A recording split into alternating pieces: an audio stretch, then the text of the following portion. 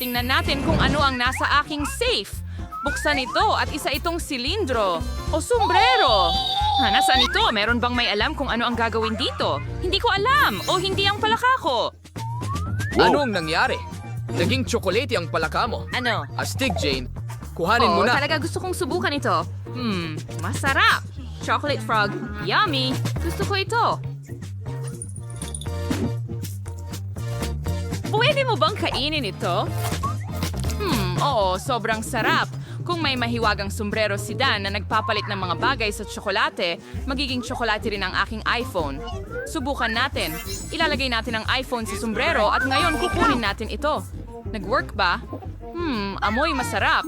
At ngayon ang aking iPhone ay buo pa rin. Astig, subukan natin. Ang iPhone ko ay talagang naging tsokolate at napakasarap. Masarap.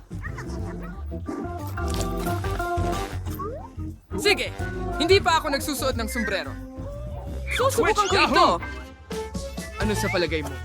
Bagay ba sa akin? Naku! Nakakakuha ako ng Gusto kong tikman ang daliri tsokolate! ni Dan. Tsokolate na ito ngayon. Siguradong masarap ito. Hindi, Jane, hindi. Daliri iyon ng kaibigan natin. Oh, tama. Well, hindi ko ito kakainin. Baka hindi talaga ito masarap.